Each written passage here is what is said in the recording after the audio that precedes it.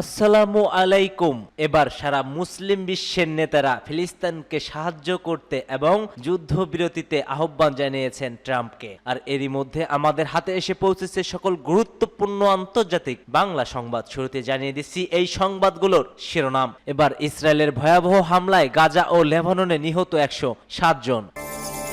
আরো জানিয়ে দিচ্ছি ইসরায়েলের সাথে সম্পর্ক স্বাভাবিক না করার আহ্বান ফিলিস্তিন প্রেসিডেন্টের।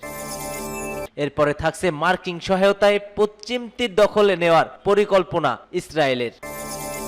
আরো জানিয়ে দেব গাজায় 2 দিনে ইসরায়েলি 20 সেনা নিহত হয়েছেন। এবং সর্বশেষ থাকছে হিজবুল্লাহ রকেট ও ড্রোন হামলায় 2 ইসরায়েলি নিহত। এতক্ষণ শুনছিলেন সংবাদ শিরোনাম, এবার বিস্তারিত। তবে তার আগে আপনি যদি মুসলিম বিশ্বের নেতাদের ভালোবেসে থাকেন অবশ্যই ভিডিও কমেন্টে ইয়েস লিখে জানিয়ে দিন আপনার মূল্যবান মতামত। এবং আপনি যদি ফিলিস্তিনকে ভালোবেসে থাকেন অবশ্যই ভিডিওটিতে একটি লাইক করবেন, চ্যানেলটি সাবস্ক্রাইব করে আমাদের সঙ্গেই থাকবেন।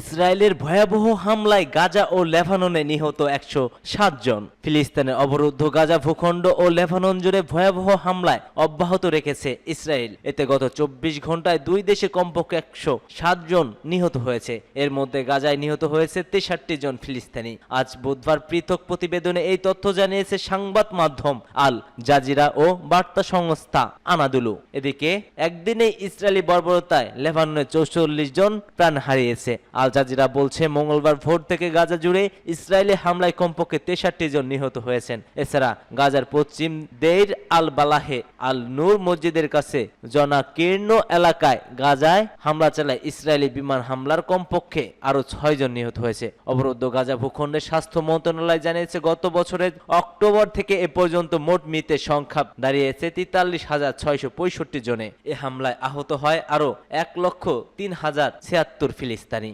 অন্যদিকে লেবাননের স্বাস্থ্য মন্ত্রণালয় জানিয়েছে ইসরায়েলি বাহিনী গত 24 ঘন্টা সারা দেশে যে অভিযান চালিয়েছে তাতে আরো 44 জন নিহত এবং 88 জন আহত হয়েছে। এতে করে গত বছরের অক্টোবর থেকে চলা ইসরায়েলি হামলায় মৃতের সংখ্যা বেড়ে দাঁড়ায় 3,287 জন। আহত হয়েছে 14,000-এরও বেশি মানুষ।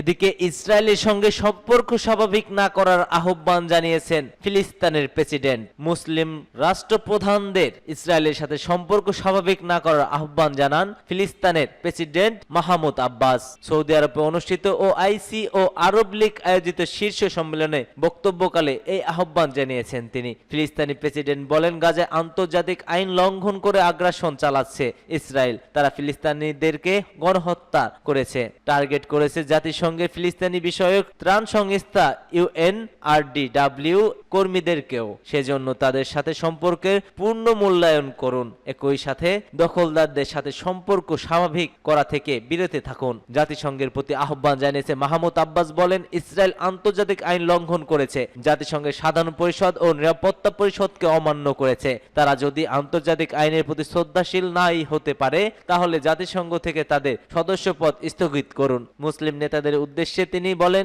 এই যুদ্ধে ইসরায়েলকে সমর্থন দিয়ে যাচ্ছে মার্কিন বাহিনী। সেখানে আন্তর্জাতিক সম্প্রদায় ইসরায়েলি আগ্রাসন থামাতে ব্যর্থ হয়েছে। ফলে এই যুদ্ধে বন্ধ করার জন্য মুসলিম ও আরব নেতাদের দায়িত্ব বেড়ে গেছে।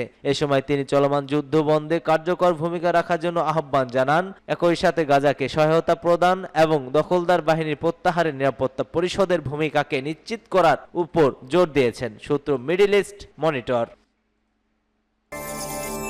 মার্কিন সহায়তায় পশ্চিম তীর দখলে নেওয়ার পরিকল্পনা ইসরায়েলের। আগামী বছরের মধ্যে অধিকৃত পশ্চিম তীরকে নিজেদের দখলে নেওয়ার পরিকল্পনা করছে ইসরায়েল। ইতিমধ্যে পশ্চিম তীরকে ইসরায়েলের ভূখণ্ডের সঙ্গে যুক্ত করার ঘোষণা দিয়েছে দেশটির অর্থমন্ত্রী বেজালেল স্মোত্রিচ। আগামী বছরের শুরুতে সদস্য নির্বাচিত মার্কিন প্রেসিডেন্ট ডোনাল্ড ট্রাম্পের দায়িত্ব গ্রহণকে সামনে রেখে এই বিষয়ে সংশ্লিষ্ট কর্মকর্তাদের প্রস্তুতির নির্দেশনা দিয়েছেন তিনি। মঙ্গলবার এই আল জাজিরার এক প্রতিবেদনে এই তথ্য জানিয়েছেন তিনি। তারা আশেপাশে প্রকাশ করেছে ওয়াশিংটনের নতুন প্রশাসন ইসরায়েল অধিকৃত পশ্চিম তীরে সার্বভৌমত্বের স্বীকৃতি দেবে। এরপরে উদ্বেগ শুরু হয়েছে বিশেষজ্ঞ মহলে। কোন পথে এগোবেন ট্রাম্প এই নিয়ে চলছে জল্পনা কল্পনা। তবে ট্রাম্পের প্রত্যাবর্তন ইসরায়েলের সমস্ত ইচ্ছা পূরণ করবে এমন নিশ্চয়তা দেখছেন না বিশেষজ্ঞরা। অর্থমন্ত্রীর দায়িত্ব ছাড়ার আরো বেজালেল স্মোচিত্র ইসরায়েলের প্রতিরক্ষা মন্ত্রণালয়ের একটি গুরুত্বপূর্ণ পদ পদও সামলাচ্ছেন।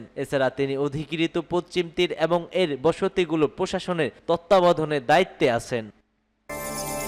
গাজায় 2 দিনে ইসরায়েলের 20 সেনা নিহত হয়েছে। ফিলিস্তিনের ইসলামী প্রতিরোধ আন্দোলন হামাসের যোদ্ধারা গত 2 দিনে অবরুদ্ধ গাজা উপত্যকায় ইসরায়েলের অন্তত 20 সেনাকে হত্যা করেছে। গাজায় ইসরায়েলি সেনারা যে বর্বর আগ্রাসন ও গণহত্যা চালাচ্ছে তার প্রতিশোধে এই সব সেনাকে হত্যা করেছে বলে জানিয়েছে হামাস যোদ্ধারা। সোমবার সন্ধ্যায় এক বিবৃতিতে হামাসের সামরিক শাখা ইজাদ উদ্দিন আল কাসামি জানিয়েছে, দিনের শুরুতে গাজার উত্তর অঞ্চলে অন্তত 5 জন দখলদার সেনাকে হত্যা করার কথা হয়। বিবৃতিতে আরো বলা হয়েছিল, হামাস যোদ্ধারা আগের দিন অর্থাৎ রোববার যুদ্ধ বিধ্বংস এবং বিধ্বস্ত অঞ্চলে আরো 25 জনকে হত্যা করে। তবে ইসরায়েল আজ 4 সেনা নিহত হওয়ার কথা স্বীকার করেছে। 4 সেনায় স্টাফ সার্জেন্ট পদমর্যাদার। হামাস টেলিগ্রাম চ্যানেলে দেয়া বিবৃতিতে আরো বলেছে, প্রতিরোধ যোদ্ধাদের গুণগত অভিযান ইহুদিবাদী সেনাদের ব্যর্থতা আবারও নিশ্চিত করেছে যে হামাস তাদেরকে বিরুদ্ধে গুণগত হামলা অব্যাহত রেখেছে। হামাস আরো বলছে, প্রতিরোধ যোদ্ধারা দখলদার সেনাদের বিরুদ্ধে প্রতিদিন গুরুত্বপূর্ণ অভিযান চালাচ্ছে এবং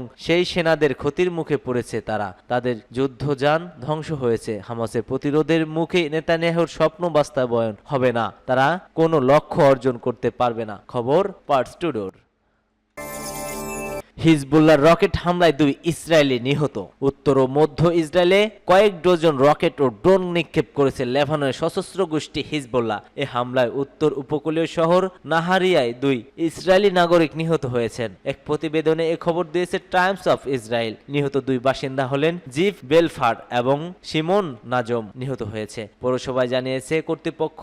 2 জন নাহারিয়া শহরের বাসিন্দা। সরাসরি ঘটনাস্থলেই তাদের মৃত বলে ঘোষণা করা হয়। প্রতিবেদনে বলা হয়েছে, দক্ষিণ লেবাননে যখন ইসরায়েলি সেনারা হিজবুল্লাহর বিরুদ্ধে লড়াই করছে ওই সময় সেখানে থেকে পাল্টা রকেট এবং ড্রোন হামলা করেছে হিজবুল্লাহ। এদিকে ইসরায়েলি প্রতিরক্ষা বাহিনী আইডিএফ জানিয়েছে তারা বৈরুতে হিজবুল্লাহর বেশিরভাগ অস্ত্র স্থাপনা ধ্বংস করেছে। হিব্রু সংবাদ মাধ্যমের এক সাক্ষাৎকারে নিহত জিভের বোন আবিতাল বলছেন, এই রকেট হামলায় আমাদের হতবাক করেছে, কারণ মাত্র 10 কদম দূরে একটি আশ্রয় কেন্দ্র রয়েছে এবং বিপদ হলেই জিভ সবসময় সেখানেই যেতেন।